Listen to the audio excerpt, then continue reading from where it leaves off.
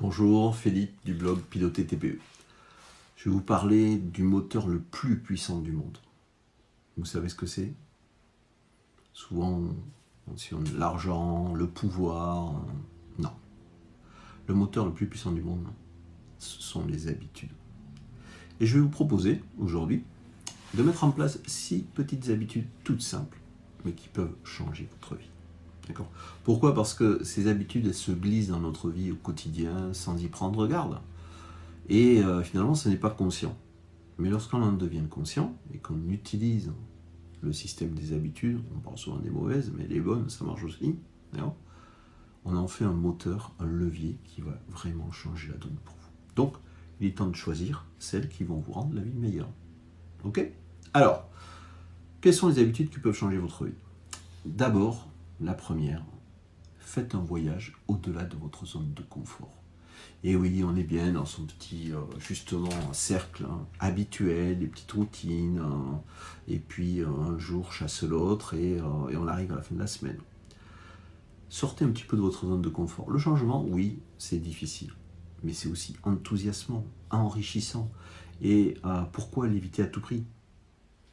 Si vous voulez grandir, il faut sortir un petit peu de cette zone de confort. D'accord? Et aller chercher des choses qui souvent vous font un petit peu peur, mais quand ça vient titiller, c'est que c'est là qu'il faut aller pour vous. D'accord? Le risque réel, en fait, ça serait de laisser sa vie passer. Alors, et ça, vraiment, ça vaut pas le coup. Donc prenez le risque. Qu'est-ce que ça va changer si vous vous plantez ou si ça ne vous plaît pas? Vous aurez essayé, et vous le saurez, et vous passez à autre chose. Deuxièmement, habitude, célébrez vos victoires. Alors pas forcément les grandes victoires, d'accord? Les petites victoires de tous les jours, ça fait du bien. On est toujours allé, moi je rouspète souvent après les gens qui m'entourent, parce qu'ils sont toujours à avoir le petit truc qui va pas, quoi. Et ils oublient tout ce qui va bien. Donc faites-vous plaisir, célébrez tout ce qui va bien, d'accord? Même si vous passez pour un fou, on s'en fout, d'accord? Et les petites modifications vont avoir,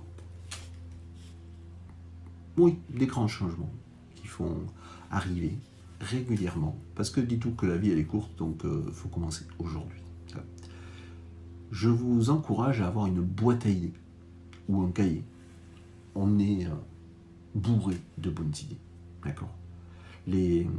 La différence, en fait, c'est ceux qui réalisent quelque chose, mais beaucoup de monde a de très belles et bonnes idées.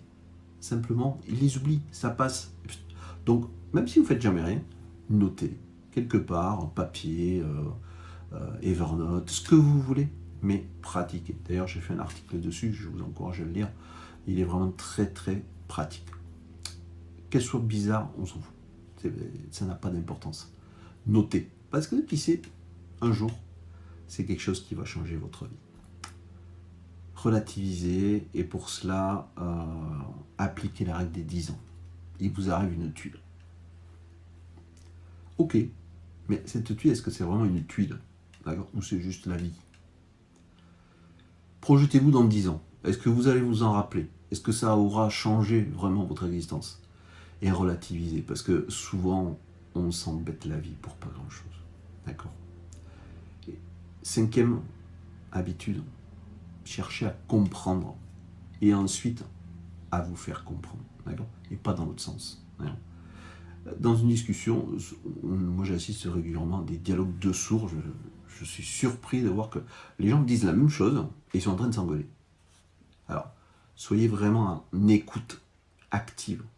Et Dieu sait si c'est pas toujours facile, d'accord? Souvent, on pense déjà à finir la phrase que l'autre a commencé, alors qu'on ne sait pas où c'est qu'il veut aller, non? Ou à ce qu'on va lui répondre avant qu'il ait terminé de parler, d'accord? Donc, cherchez à comprendre, mettez-vous aussi dans la position de l'autre, et puis ensuite, faites valoir votre point de vue, mais écoutez-vous. Vous gagnerez tellement de temps et beaucoup moins d'ennuis et de soucis. Et pour terminer, la 6e, c'est soyez reconnaissant pour quelque chose. Chaque matin, chaque fin de journée, soyez reconnaissant. Parce que la vie est belle, d'accord? Et on l'oublie souvent. Donc, mettez-vous en action, mettez en place des habitudes des petits pas vous feront faire des pas de géant. D'accord. Simplement, il faut commencer un jour. Donc, pourquoi pas aujourd'hui? Si vous voulez aller plus loin, je vous propose d'intégrer notre masterclass. Juste en dessous, vous avez le lien pour aller plus loin sur les habitudes, sur l'effet cumulé. Chaque mois, à petits pas, je vous fais progresser, je vous accompagne pour vous faire grandir et vous permet d'atteindre vos objectifs et vos rêves. À très bientôt sur le blog.